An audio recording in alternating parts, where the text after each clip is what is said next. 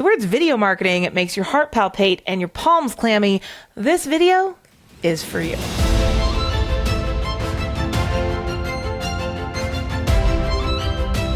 Welcome back, everyone. I'm Stephanie Scheller, and, well, you know that because you're on my channel.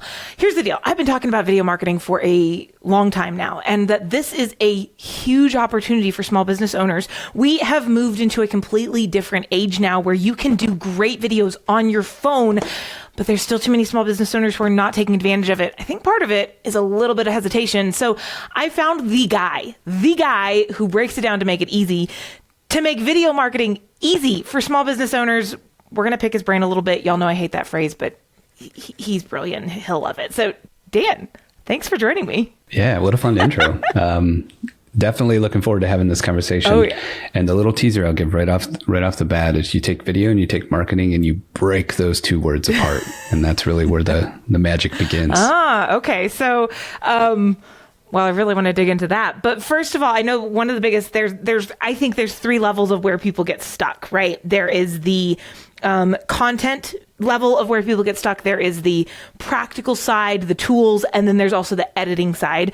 So let's talk content first, because I know we want to keep this, relatively short here. How does people choose their content? What do they talk about? Yeah, I know, right? It's the panic, the giant universe of a question that we're going to boil down into a solar system. So I have this really cool framework called the solar system methodology. I will not bore you with all the details, but the secret is it's just hub and spoke. You got a center idea and things that come off from that idea. Mm-hmm. So in the solar system, you have your sun. That's your big idea, your North Star, the thing that drives you, gets you out of bed in the morning. For me, that is helping entrepreneurs and professionals learn how to look and sound great on camera. Mm. I don't necessarily make videos about that, but it is what drives me. And it's kind of the gravity that holds everything else in. Outside of that, you have your planets. We could call these buckets, themes, topics. For me, I like to pick up the ball where other video educators drop it, because I think there's a lot of important information that's not being shared. So my three planets, again, you could call them themes, buckets, umbrellas, whatever, are storytelling, camera presence, and strategy, which is what we're talking about today. Those videos are kind of longer. They're more in depth. They have strong calls to action. Around all those planets are moons. And for me, that's your kind of ongoing content, the videos I make every week. Mm-hmm. So if one of my really strong planet videos is all about camera presence and why it's important to present well, maybe one of my moon videos could be 5 ways to increase your camera presence without spending any money. And here's a quick little punchy video that helps you get there. Okay. That's my content plugged into the solar system, but yours can fit just as nicely.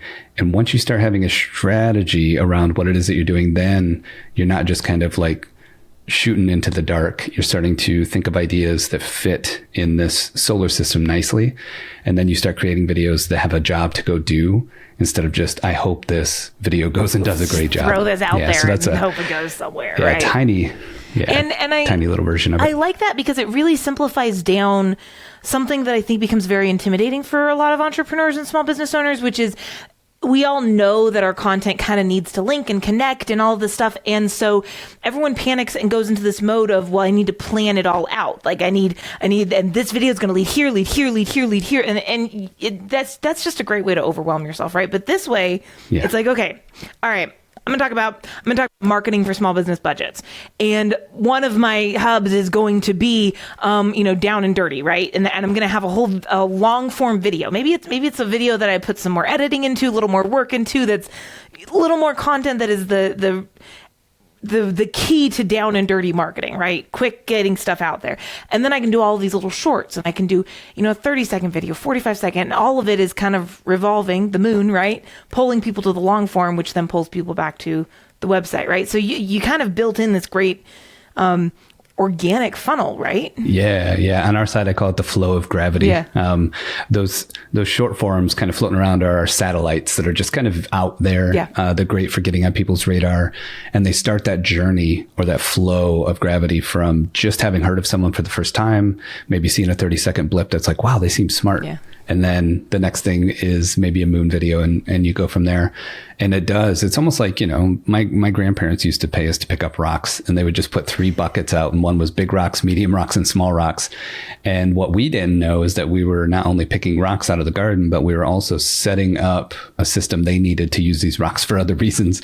So like just having a little bit of direction there is a great way to start. Like, okay, this is a short form video. It's not meant to make someone go buy something. It's just to get on someone's radar. Yeah. Let's have a little fun with it and just put it out in this series of things that help people with camera presence or whatever the topic may be. That's awesome. Okay. So then let's dig into the practical side real quick here.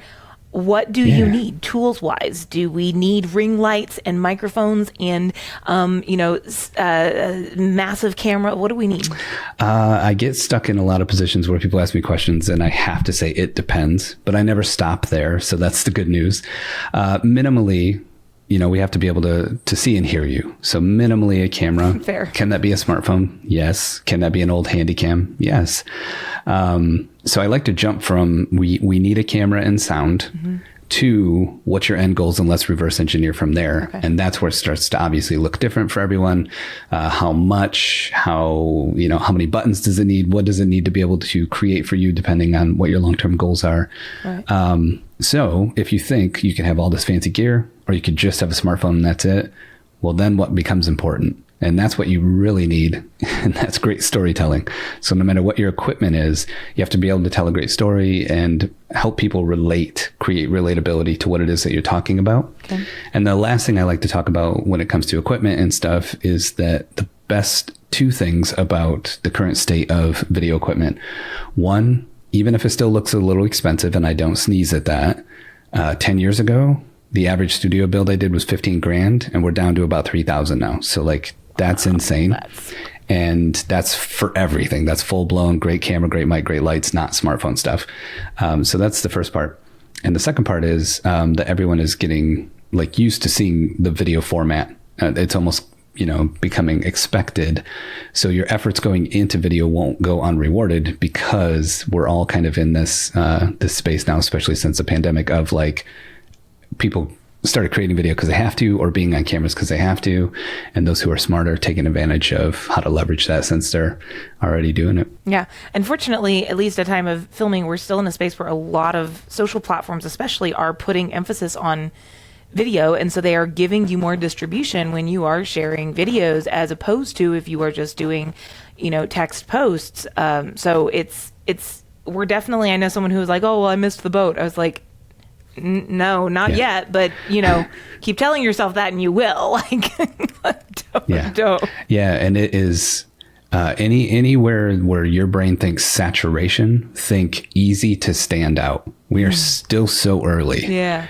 That if you're looking around like, everyone in my field's making videos, oh my gosh, get excited, because that means it's that much easier to make a better video than them. Because a lot of people are turning on the camera, but not everyone's thinking about storytelling, a solar system framework, doing things on purpose, leading someone on a journey. That's where you can really stand out and leverage video really quickly. Man, I really want to dig in so much further on like so many of these topics, but I also want to make sure we do talk about this last piece before we lose any of our listeners here. What about editing the videos? This is where I think the most people I talk to do get stuck. They're like, I've got the video content, I don't know how to put it together. So do they need Adobe? What do they do? Yeah, this is a universe. It's got one door, but as soon as you open it, it's a giant universe of possibility. Right. So some of the things I talk about that I think are really important is you should at least 5 times in your life edit your own stuff, even if you don't put it out and show the world. And that is so if you ever have someone help you edit, you can start to speak the language a little bit. You can say, hey, when I did mine, I did this. I don't know what that's called. And they can say, oh, that's called a J cut. I can do that for you. No problem. Like, you can start to relate to someone who is a professional editor. And that's worth doing to feel what editing is like.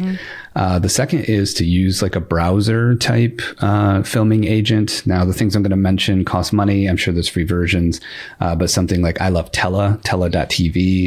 Loom is one a lot of people use to share their screen and share their face. These are tools where you can film inside of your browser and then edit inside of your browser and never have to have a piece of software editing. Okay. Now, you're limited in some of the fanciness that comes along with having your own software for editing, but you really can put a comprehensive video together and just kind of chop it up in the editor and put that out without ever having to learn how to edit. So there's things like that too that I think are really great starting points. Yeah. And I always like to throw out a couple of the free editors that are a little bit more comprehensive, but they don't cost money, just in case anyone wants to go and explore. On the more kind of device side is CapCut. And CapCut's available for Android and iPhone, and also on Mac and PC. And then on the other side, full blown is DaVinci Resolve, which is also got a free version. It's a Hollywood editor. You open it and it looks like the cockpit of a stealth bomber, but you can learn how to just use the 5 tools that matter and still use it for free. Yeah. And it's available on PC and Mac as well. So CapCut and DaVinci Resolve are 2 free options if you want to start editing your own stuff. Yep. And then, you know, I always got to let people know there's people like our company out there who edit stuff for people because they're like, man, I love coming up with the ideas and filming myself and doing all that. And then here, yeah. you That's do that very much. I did do editing for a while, and I will say CapCut is incredibly easy to use. I've used it quite a bit. It has a lot of functionality, even inside the free section, which is great. So I have edited, but yeah, I'm at the point where, like, you know, everything I film and it goes to Susanna, and Susanna puts it together and makes it look phenomenal. And I don't know what she does, but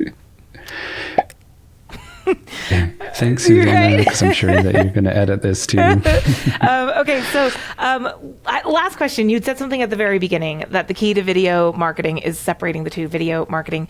Can you give us the very short version of what you mean by that as we're wrapping things up? Yeah, so kind of proof positive is the whole solar system methodology thing. So a lot of my clients, what we create together is going then into their marketing system. Okay. I'm not doing their marketing for them, but I'm making sure we create things that fit into their marketing really, really well.